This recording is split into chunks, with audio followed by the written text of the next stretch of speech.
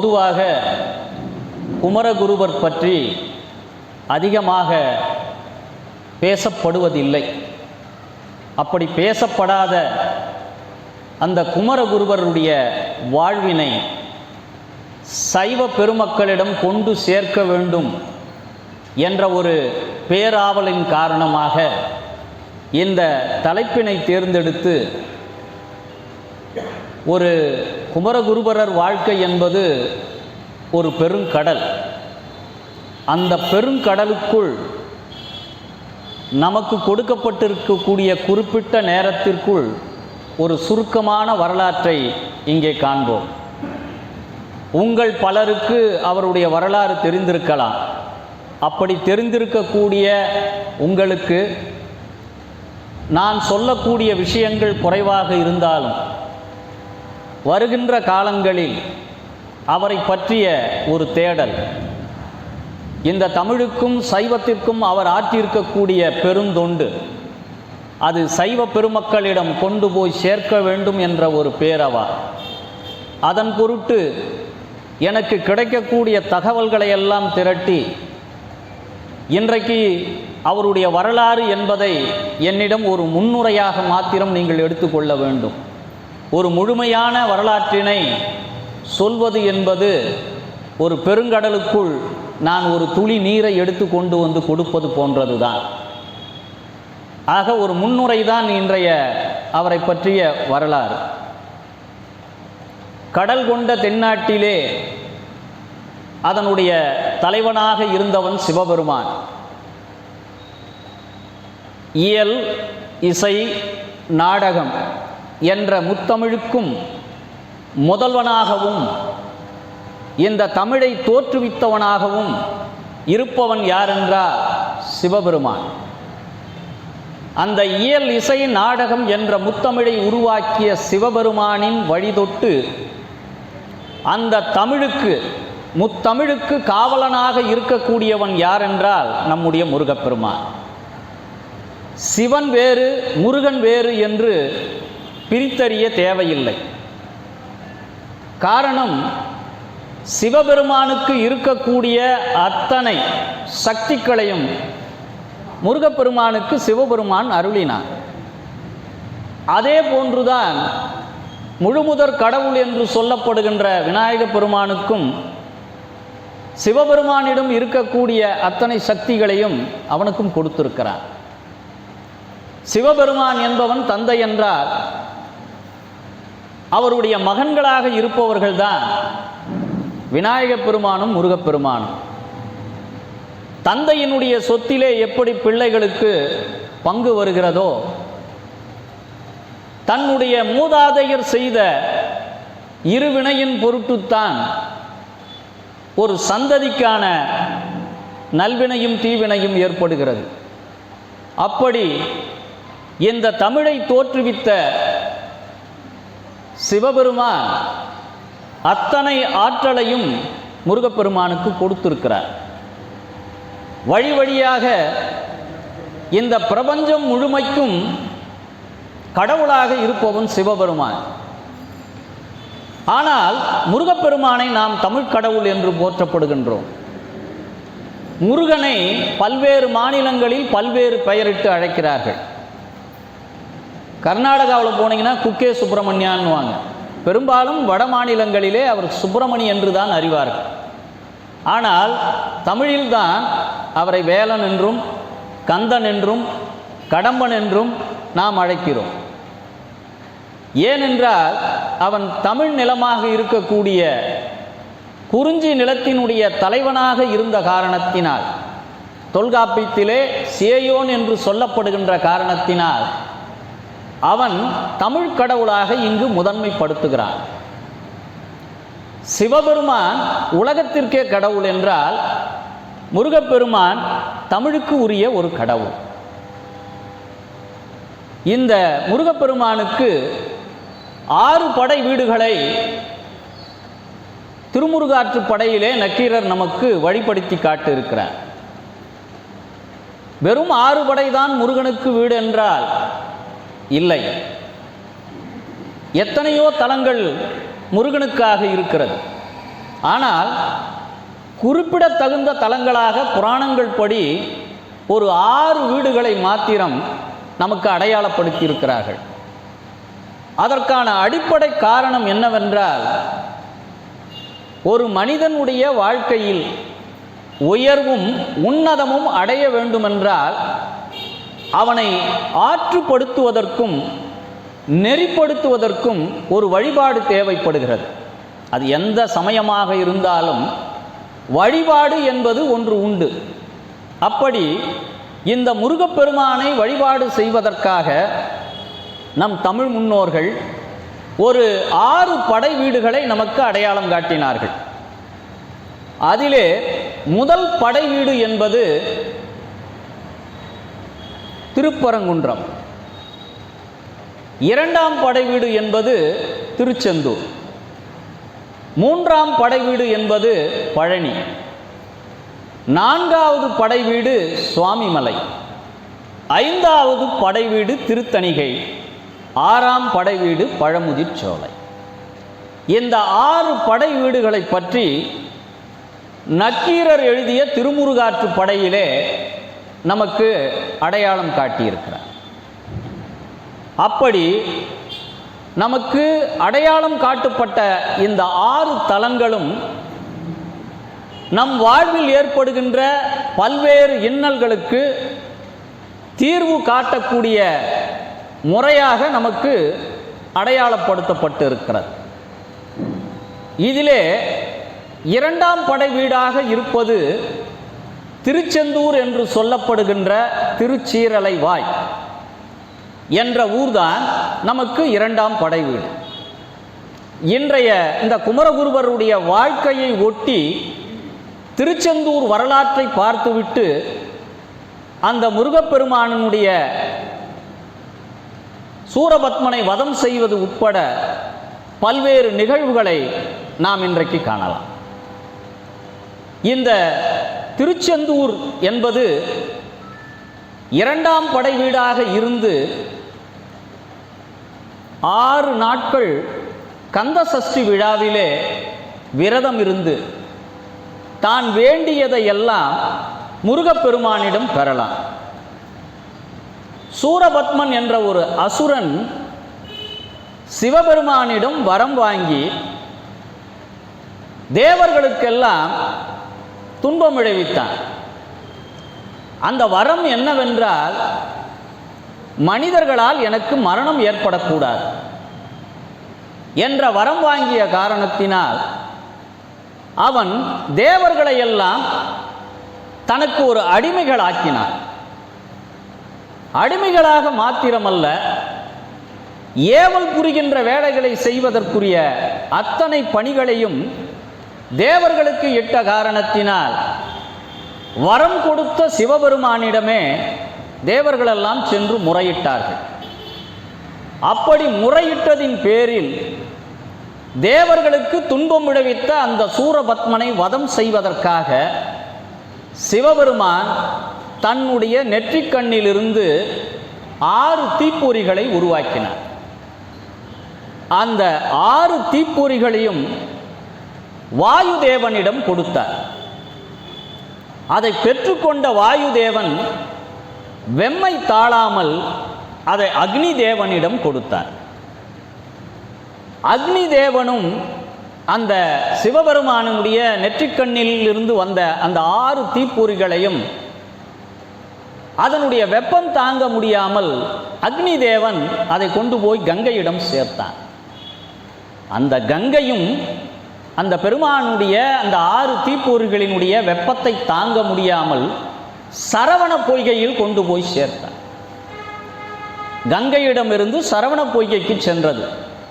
அந்த சரவண பொய்கையிலே குளிர்விக்கப்பட்டு 6 கார்த்திகை பெண்கள் அந்த 6 தீப்பொறிகளையும் குழந்தைகளாக்கி அதை பாதுகாத்து வந்தார்கள். பிறகு சிவபெருமான் தன்னுடைய மனைவியாக இருக்கக்கூடிய உமையோளோடு சேர்ந்து அந்த குழந்தையை பார்க்க வருகிறார். உமையவள் தாய்ப்பாசத்தோடு அந்த குழந்தையை அணைத்து 6 முகங்களையும் ஒன்றாக்கி ஒரு குழந்தையாக மாற்றுகிறாள். அந்த குழந்தையாக மாற்றி உமையவள் அதற்கு தாய்ப்பாலை கொடுக்கிறாள்.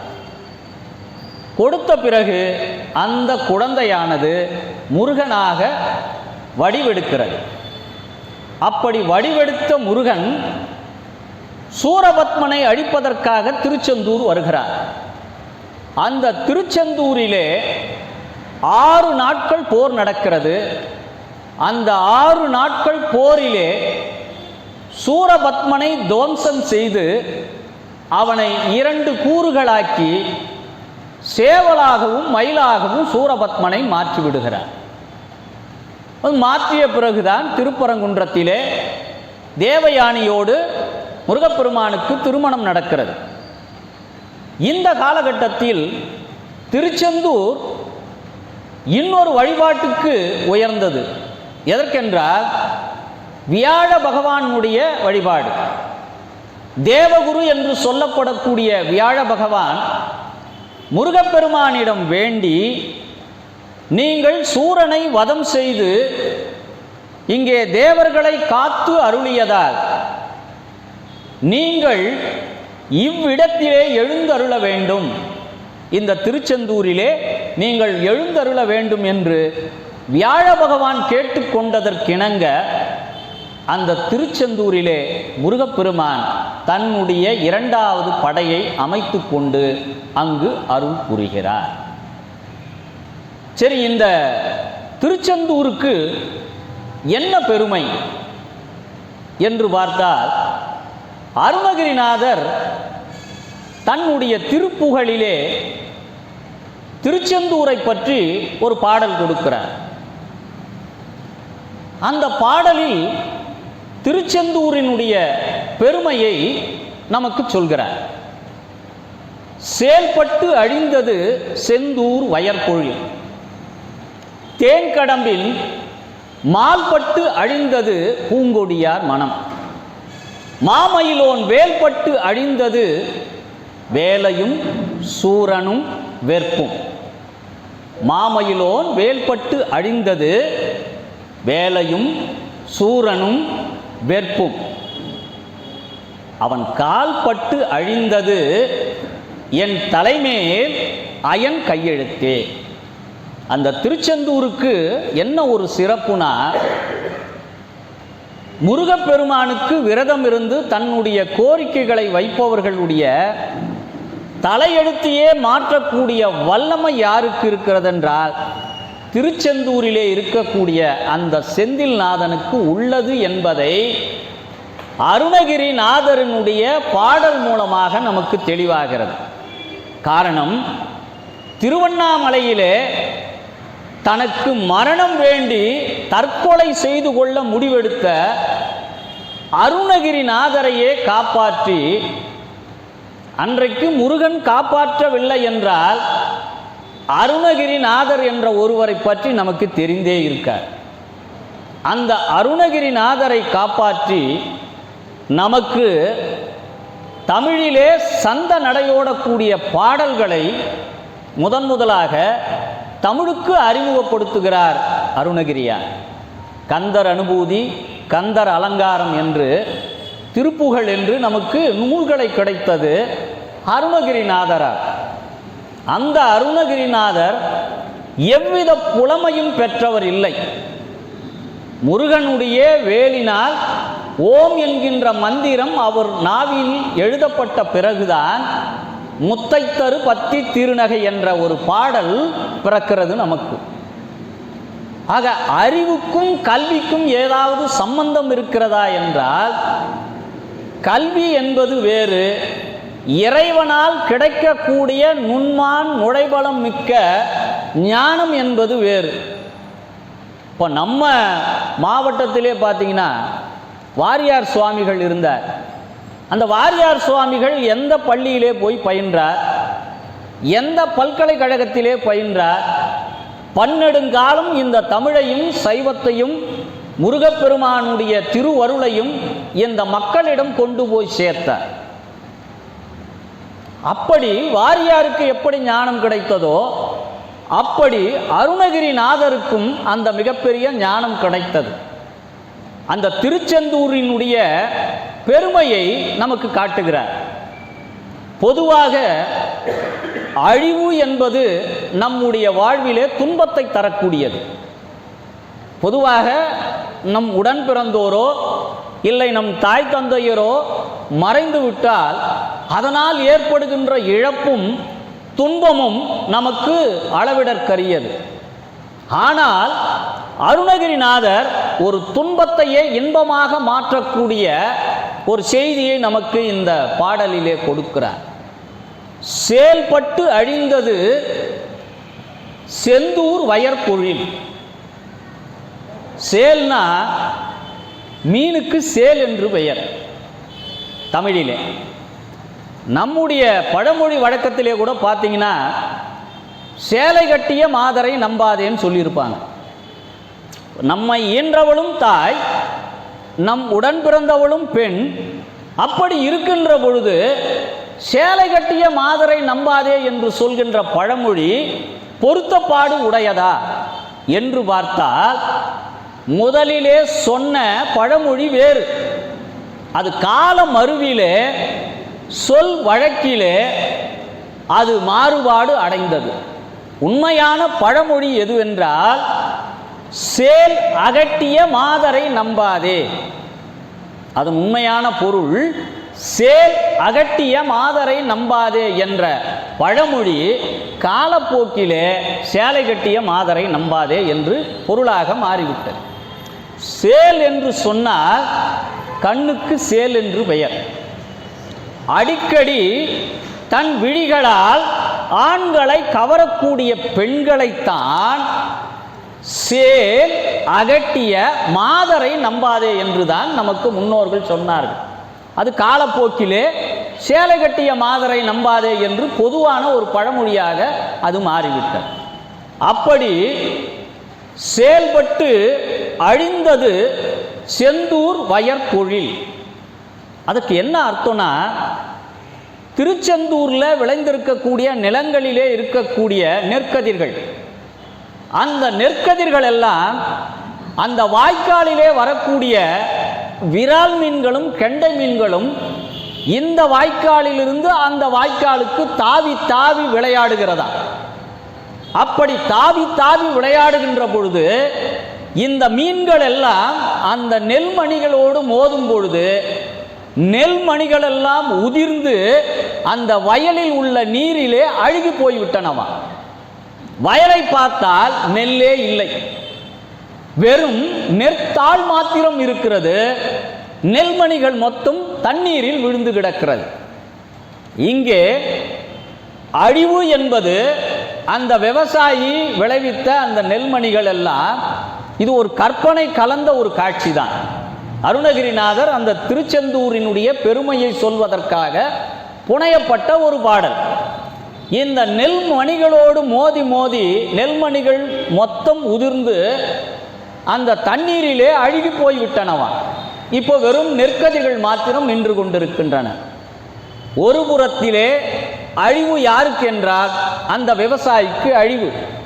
ஆனால் கண்களால் காண்கின்ற பொழுது இந்த மீன்கள் விளையாடுகின்ற காட்சியை பார்க்கின்ற பொழுது அந்த துன்பம் இன்பமாக மாறிவிடுகிறதா. இதுதான் திருச்செந்தூருக்கு இருக்கக்கூடிய ஒரு பேரழகு. இது முதல் அழகை சொல்கிறார். செயல்பட்டு அழிந்தது செந்தூர் வயற்பொழில். வயலோட அழகே இந்த மீனினால் அழிந்து போய்விட்டதா. இரண்டாவது வரி சொல்கிறார், தேங்கடம்பின் மால்பட்டு அழிந்தது பூங்கொடியார் மனம். தேங்கடம்புனா அந்த திருச்செந்தூரிலே கடம்ப மலர்கள் அதிகமாக இருக்கும் கடம்பவன காடுகள் என்று அந்த காலத்திலே இருந்திருக்கிறது. அந்த கடம்பவன காட்டிலே இருக்கக்கூடிய மலர்கள் எல்லாம் பெண்கள் எல்லாம் போய் தங்களுடைய கூந்தலுக்கு பூவை கொண்டு வர வேண்டும் என்று அந்த காட்டிற்குள் சென்று பார்த்தால் அங்கு மலர்களே மொத்தமாக இல்லையா. அந்த கடம்பவன காட்டிலே மலர்கள் இல்லை. அந்த மலர்கள் எல்லாம் எங்கு சென்றது என்றால் திருச்செந்தூரிலே இருக்கக்கூடிய செந்தில் ஆண்டவருக்கு மொத்த பூக்களும் மாலையாக வந்து அவனுடைய திருவடியிலே இருக்கிறது. இப்ப காட்டுக்குள்ள போன பெண்கள் எல்லாம் பூக்கள் கிடைக்காமல் மனம் நொந்து போய் திரும்பி வருகிறார்கள். அந்த பூக்கள் எல்லாம் எங்கு சென்று விட்டன என்றால் செந்தூரிலே இருக்கக்கூடிய அந்த முருகப்பெருமானுக்கு சென்று விட்டது. இப்போ இங்க எது அழிவுனா காட்டுல முழுமையாக மலர்களே இல்லை. தேங்கடம்பின் மால்பட்டு அழிந்தது. மால் என்றால் விருப்பம். அந்த பெண்களுடைய விருப்பம் நிறைவேறவில்லை. ஆசைக்கும் விருப்பத்திற்கும் ஒரு வேறுபாடு உண்டு. விருப்பம் என்பது நிறைவேற வேண்டும் என்ற எண்ணம் இல்லை. ஆசை என்பது அடைய வேண்டிய துடிப்பு மனிதனுக்குள் இருக்கும். அதுதான் ஆசைக்கும் விருப்பத்திற்கும் உள்ள வேறுபாடு. அந்த விருப்பம் என்பது பெண்களுக்கு கூந்தலிலே பூவை சூடி கொள்ளலாம் என்று காட்டிற்குள் சென்று பார்த்தால் ஒரு பூவும் அந்த கடம்பவனத்திலே இல்லை. தேங்கடம்பின் மால்பட்டு அழிந்தது பூங்கொடியார் மனம்.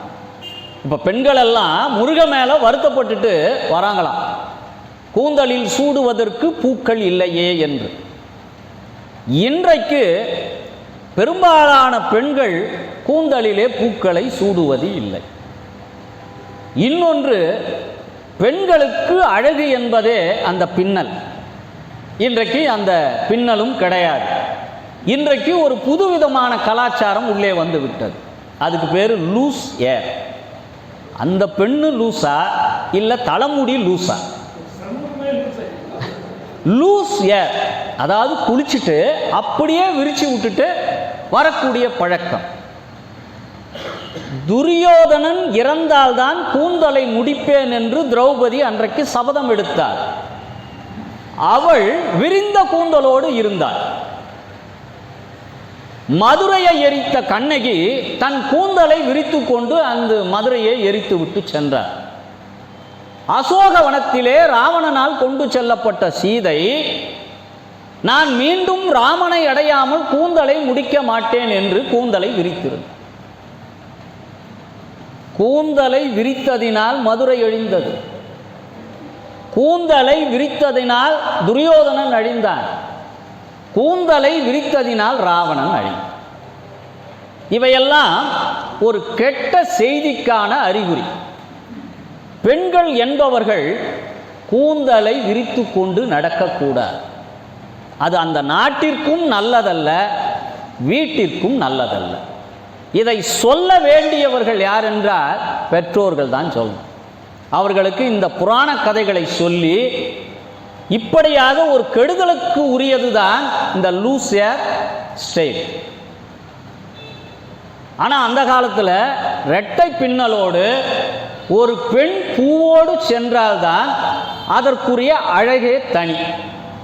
இன்றைக்கு பூக்களை சூடாத பெண்கள் தான் அழகு என்ற ஒரு புதுவிதமான கலாச்சாரம் இன்றைக்கு உருவாகி விட்டது. தேங்கடம்பின் மால்பட்டு அழிந்தது பூங்கொடியார் மனம். மூன்றாவது வரியில அருணகிரியாருடைய கற்பனை பாருங்கள். மாமயிலோன் வேல்பட்டு அழிந்தது வேலையும் சூரனும் வெற்பும். மயில் மேல் இருக்கக்கூடிய முருகப்பெருமானுடைய வேல்பட்டு எது அழிந்ததுன்னா, வேலை என்று சொன்னால் தமிழிலே கடல் என்று ஒரு பொருள். திருச்செந்தூரிலே இருக்கக்கூடிய கடலே முருகப்பெருமானுடைய ஆக்ரோஷமான போர், சூரபத்மனுடன் நடைபெற்ற அந்த போரை கண்டு பயந்து கடலே உள்வாங்கி கொண்டு ஓடியதான். அந்த கற்பனை அருணகிரிநாதர் வைக்கிறார்கள். அது மட்டுமல்லாமல் கடலும் உள்வாங்கிவிட்டது. அதற்கடுத்து சூரபத்மனும் இரண்டாக பிளக்கப்பட்டு முருகப்பெருமானுடைய அருகிலே இருக்கக்கூடிய வரத்தையும் பெற்று விடுகிறார். சூரனும் வெற்பும். வெற்புனா கிரௌஞ்ச மலை என்று திருச்செந்தூரிலே ஒரு மலை இருந்திருக்கிறது. இந்த முருகப்பெருமானுடைய ஆக்ரோஷமான சண்டையினால் அந்த கிரௌஞ்ச மலையே பயந்து ஓடி போயிடுச்சு. ஒரு அதீதமான கற்பனை தான். அந்த திருச்செந்தூரினுடைய பெருமையை சொல்வதற்காக அருணகிரிநாதர் நமக்கு சொல்றார். அடுத்த வரி சொல்றார் பாருங்க, அவன் கால் பட்டு என் தலைமேல் எழுதிய அயன் கையெழுத்தும் அழிஞ்சு போயிடுச்சு. ஆக முதலாக தன்னுடைய தலையெழுத்தையே மாற்றக்கூடிய ஆற்றல் யாருக்கு இருக்கிறது என்றால் நம்முடைய முருகப்பெருமானுக்கு இருக்கிறது என்பதை நாம் புரிந்து கொள்ள வேண்டும்.